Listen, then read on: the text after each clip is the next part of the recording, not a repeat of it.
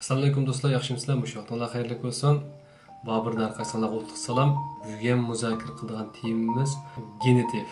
Albatta dars boshlashdan burun shunday qo'shni to'g'ri topdimki, garchi anglashni ancha xohlamasangizmi, bugungi darsimiz ya'ni genitivning qiyinlik darajasi oldin qatam o'tgan dativ qaraganda yuqori usuldagi hargiz tuyon emas. Texmi murakkablik ketdi. To'g'ri, haqiqatan ishlar bag'asi murakkablashib ketib bordi. Menki ko'p mashq ishlash orqali va ishlagan mashqlarimizni amaliyotda ishiltish orqali bu masalani cho'qim yaxshi hal qilib yetalayligimizga ishonaman.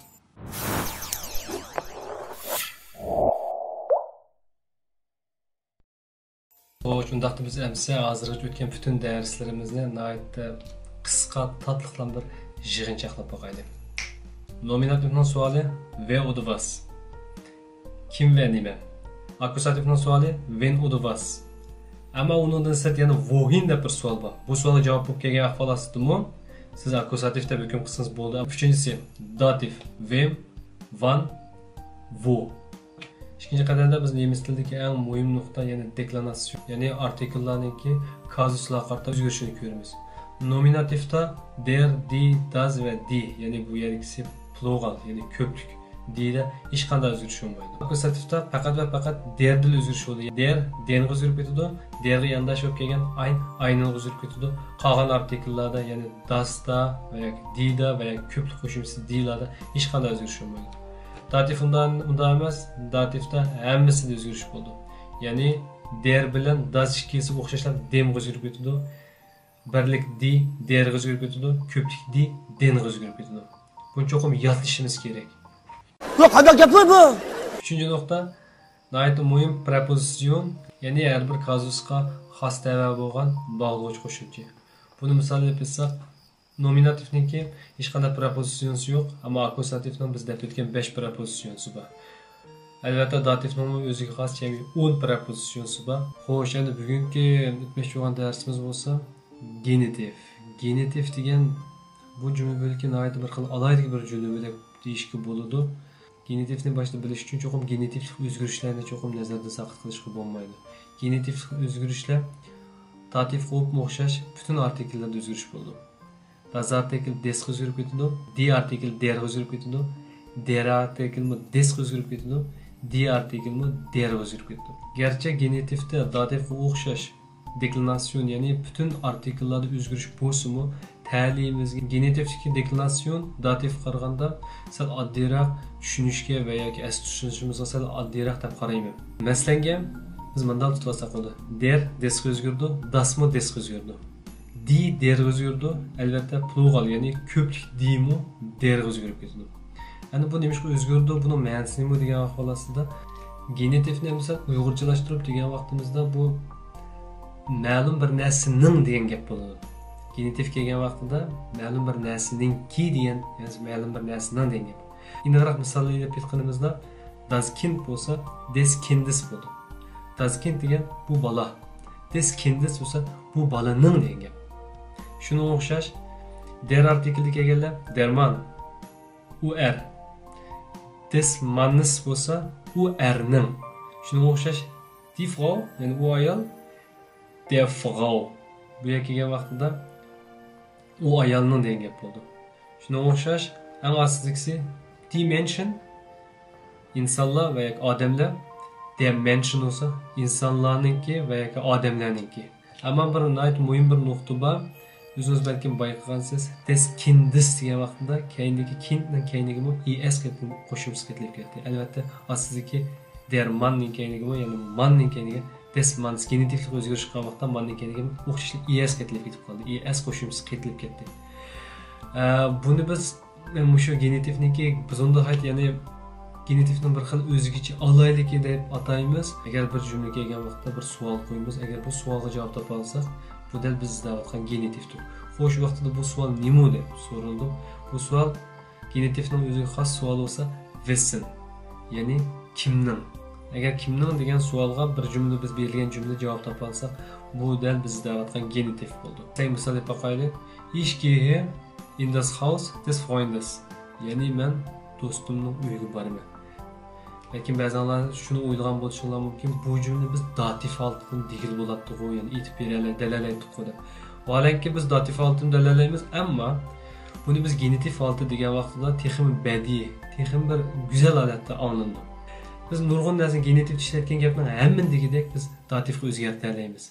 Ammo genitiv bo'lsa datifniki yuksak bir darajasi. Ya'ni adabiy asarlarda, ilmiy tadqiqot, eng qisqasi maktablardagi o'qishlik kitoblarimizda o'sha genitiv qo'llanadi. Masalan, eng oddiy bir misol olsak, der Stift des Kindes. U bolaning qalami degan gap. Der Stift des Kindes. Ammo buni biz datif holatini dalalaymiz. Ya'ni der Stift von dem Kind. Ya'ni u bolaning qalami. Uyg'urchada ikkisining hech qanday farqi yo'q. Uyg'urchadagi tarjimasida 100% o'xshash. Ammo nemischada bo'lgan bo'lsa, genitiv ishlatgan vaqtimizda, ya'ni der Stift des Kindes degan, albatta der Stift von dem Kind degan qolganda texim yaxshi anlamda deb qaraymiz. Ya'ni bir misol olsak, das Auto von meinem Vater. Bu bir datiflik cümle. Çünkü von degan preposition, yani datif xos preposition keldi. Va yoki uni savol qo'ysakmi, wem degan savolimizga javob topa olamiz. Kimdan? Dadamdan. Das Auto von meinem Vater. Agar buni biz bu jumla biz genitiv jumlaga o'zgartsak, das Auto meines Vaters. Mana shunday bo'lib olsangiz bo'ldi. Amaliyotda bu bek murakkab emas. Agar murakkablik bor desak, eng ustidagi o'zgartishda bo'libmi, keyingi s bilan esninki o'zgarishida azroq bir murakkablik bor. Undan bo'lak jumlaningki xarakteri va yoki inoqroq aytgan vaqtda jumlaningki ma'no jihatdan ancha bir qiyinchilik tug'dirmaydi. Agar siz datifni yaxshi tushunib olsangiz, genitiv faqat datifningki azroq bir o'zgargan qismi xolos. Biz qani bir misol ishlab baqib, balkim texim yaxshi tushunib olishingiz mumkin. Masalan, ich gehe in das Haus meines Freundes. Men do'stimning uyiga boraman. Agar siz bu jumlani tushunmagan taqdirdami, ammo siz buni datifga o'zgartirsangiz, datif holatga o'zgartirsangiz, tamom tushunasiz. Ya'ni ich gehe das Haus von meinem Freund. Ya'ni men do'stimning uyiga boraman. Xo'sh, biz boshqa jumlaga diqqat qilaylik. Ich gehe in das Haus des Freundes. Bu jumla berilgan ahvolida biz o'zimizning eng an'anaviy usuli, ya'ni wessen degan savolni qo'yamiz. Kimdan? Do'stimniki. Shundan qarab kesib ayta olasizki, des Freundes degan bu jumladagi biz izlayotgan genitivdir. Agar wessen deganda qo'ymagan taqdirda siz Freundes degan gapning keyingi es ga qarablar, bu so'zniki bu jumlada genitiv holatida kelganligini jazmlashtira olasiz. Ya'ni bir oddiyroq misol olsak, sie ist die Schwester von Babur. Bu datiflik cümle, genitivlik emas. Çünkü von degan datifninki qo'shimchasi. Bu Baburning singlisi degan gap. Singlisi desek bo'ldi, adisi desek bo'ldi. Bo'ldi biz singlisi deb olaylik. Sie ist die Schwester von Babur. Agar buni biz genitiv holatiga o'zgartmoqchi bo'lsak, sie ist Baburs Schwester. Bu Baburning singlisi. Bu jumla genitiv topmoqchi bo'lsangiz, jumlaga diqqat qilamiz. Çünkü ko'p hollarda ustidagi shu es ve s qaytilib qolgan qoidaga asosan jiq so'zlarninki keyingi s qaytilib qoldi. Shuni qarablar bu jumladagi genitivninki Babur degan sinni ishkanligini bilsin. Agar uni bilmagan taqdirda siz yana wissen, ya'ni kimning degan savolni qo'ygan holatda shu zaman genitiv topasiz. Ya'ni bu Baburning sinsi. Kimning sinsi? Baburning. Lekin bu nuqtaga kelgan vaqtda siz yana bir savol tug'ilib qolishi mumkin. Akkusativning o'ziga xos prepositionlari bor, ya'ni 5 prepositsiyasi. Shunga o'xshash datifning o'ziga xos jami 10 prepositsiyasi bor. Xo'sh, undaqda genitivning bormi? Vaholanki genitivning albatta o'ziga xos prepositsiyasi bor. Uning ustiga uning hamidan jiq. Og'zimga bir gap kelgan. Men to'g'ri o'xshamagan, to'rbat va o'xshamagan kitoblarda genitivning o'xshamagan prepositsion soni bilan ta'minlab kelibdi. Masalan, wären, wegen, trotz, außerhalb, innerhalb, unterhalb, oberhalb, anstatt va hokazolar. Bundan bo'lak yana 6-7 sifatli. Ama men izinib ko'rdimki, asos jihatdan eng avvalgi 4ti, ya'ni wären, wegen, trotz, anstatt mush 4ti nihoyatda jiq ishlangan. Bir jumlada genitivga xos bu preposision topsak, bulardan keyin kelgan so'z bizning burungi deb o'tgan qoidamizga asosan dal bizda aytgan genitivdir.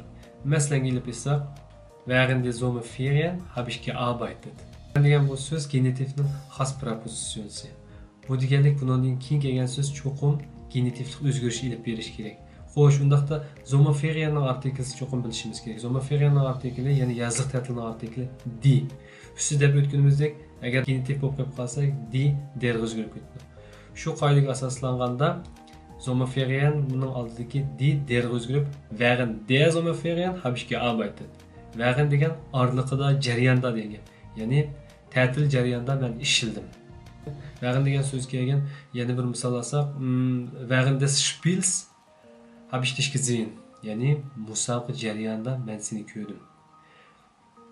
Musobaqaning artikli, ya'ni Spielning artikli. Ammo während degan so'z kelganligi uchun bu yerda cho'qim genitiv o'zgarish bo'lishi kerak, ya'ni ustidagi deklinatsion bo'lishi kerak. Shu sabab Spielning keyiniga s qatlab ketdi. Shunda während des Spiels habe ich dich gesehen. Musobaqa jarayonida, musobaqa orliqida men seni uchratdim, men seni ko'rdim. Yana bir misol olsak, außerhalb des Gebietes findest du keinen Mensch. Ya'ni bu rayonning sirtida, außerhalb degan sirtda degan. Gebiet degan ma'lum bir rayonni ko'rsatdi. Des Gebiets, ya'ni bu rayonning sirtida sen boshqadan topolmaysan. Außerhalb degan gap boshida deb o'tganimizdek genitivning xos prepositsiyasi, shuning uchun bundan keyin kelgan so'z, ya'ni Gebiet degan so'zning artiklisida deklinatsion, ya'ni artiklisida cho'qim o'zgarish bo'lishi kerak. Gebietning artikli das Gebiet. Başta siz deb o'tganimizdek genitiv bo'lgan vaqtda dasga cho'qim das des qo'shilib ketadi. Des Gebiets. Des qo'shilib ketadi. Undan keyin kelgan so'z, ya'ni Gebiet degan so'zning keyiniga cho'qim s qatlab ketadi. Shuning bilan außerhalb des Gebiets findest du keinen Mensch. Bayan biz ko'p ishlangan genitivningki xos prepositsiyalarni sanab o'tdik. Bundan ichida wegen degan bu so'z haqiqatan ko'p ishlandi. Imtihonda olsun, eng muhimi ijtimoiy turmushimiz va yoki og'zaki aloqa bo'ladi. Wegen degan so'zni aytishishni. Wegen degan sababidan, ma'lum vajidan, ma'lum bir vajidan, ma'lum bir sababdan degan.